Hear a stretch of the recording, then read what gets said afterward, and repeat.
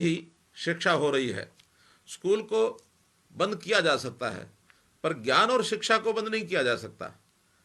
आज विषय ये नहीं है कि पढ़ें कैसे, बल्कि विषय तो ये है कि कैसे कैसे पढ़ सकते हैं।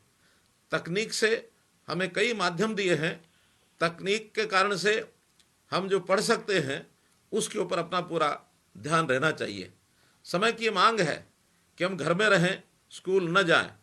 हम स्कूल नहीं जा सकते, पर स्कूल तो घर में आ सकता है। हम आपके स्कूल को आपके घर में ही लेकर आ रहे हैं।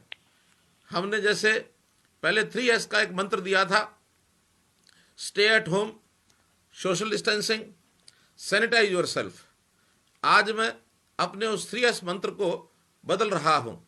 आज का 3S मंत्र विशेष तौर पर अपने विद्यार्थियों के लिए, छात्र छात्राओं के लिए, stay at home, school at home and study at home. इस प्रकार हम लोग अपने इस मंत्र के हिसाब से अपने इस कार्य को आगे बढ़ाएंगे।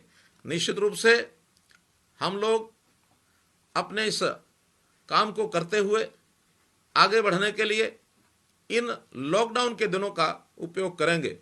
पिछले 25 दिनों में बड़े धैर्य के साथ हम लॉकडाउन का पालन कर रहे हैं। जैसा मैंने 15 अप्रैल को इसी मंच से कहा था कि जल्दी ही ग्रीन लाइट होगी और सामान्य जीवन शुरू हो जाएगा। कोरोना से उपजी अनिश्चितता का सबसे बड़ा प्रभाव हमारे स्कूल कॉलेजों के विद्यार्थियों पर पड़ा है। 18 मार्च को प्रदेश में चल रही स्कूलों की वार्षिक परीक्षाओं को मैंने रोक दिया था। 19 मार्च को सभी स्कूलों को बंद कर दिया गया। स्कूल के बच्चों का अगला शैक्षणिक सत्र 1 अप्रैल को शुरू होता। बाकी परीक्षाएं भी होनी थी, लेकिन अब परीक्षाएं होंगी या नहीं, अगली कक्षा में कब दाखिला मिलेगा, इन अनिश्चितताओं को दूर करने के लिए हमने पहली कक्षा से 11वीं कक्षा तक पढ़ने वाले सभी विद्यार्थियों को जितनी परीक्षाएं 18 मार्च तक हुई थी, उन्हीं के परिणाम के आधार पर अगली कक्षाओं में दाखिला देने का फैसला किया है। 15 अप्रैल से 52 लाख विद्यार्थियों की नई कक्षाएं डिस्टेंस एजुकेशन सिस्टम, दूरवर्ती शिक्षा कार्यक्रम के तहत केबल और DTH चैनल्स के माध्यम से शुरू कर दी गई है। और ये केबल और DTH एजुसेट के दूरदर्शन के साथ जोड़ करके हमने किया है। हरियाणा पहला प्रांत है कि 100% पेनिट्रेशन, चाहे वो गांव हो, सुदूर इलाका हो, शहर हो, सबके साथ हमने इसको जोड़ा है। केवल 12वीं के विद्यार्थी, उनको परीक्षा की स्थिति अभी स्पष्ट नहीं है। CBSE ने अभी तक अपनी कोई टाइम टेबल बना करके स्थिति स्पष्ट नहीं की है। साधारणतः 12वीं का परिणाम 15 मई के आसपास घोषित होता है, परंतु इस बार परीक्षाओं के देरी होने के कारण से अखिल भारतीय प्रतियोगी परीक्षाएं भी जो पहले हो जाती हैं, इस बार NDA की प्रवेश परीक्षा जो 19 अप्रैल को निर्धारित कर दी गई थी, मेडिकल कॉलेज के लिए नीट की परीक्षा भी 3 मई को होनी थी, इन दोनों को पोस्टपोन कर दिया गया है।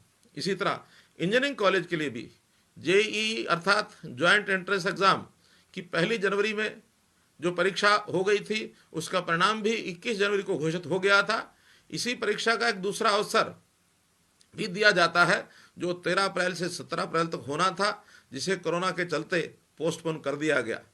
अब 12वीं कक्षा के विद्यार्थियों को विशेष रूप से मैं कहना चाहूँगा कि आप लॉकडाउन की अपनी प्रतियोगी परीक्षाओं के लिए तैयारी का ये इसको एक सुअवसर मान लें, क्योंकि ये अवसर हमको और आगे तैयारी करने के लिए बढ़िया अवसर भी है। शायद स्कूल कॉलेज खुले रहते तो इतनी तैयारी हम नहीं कर सकते थे।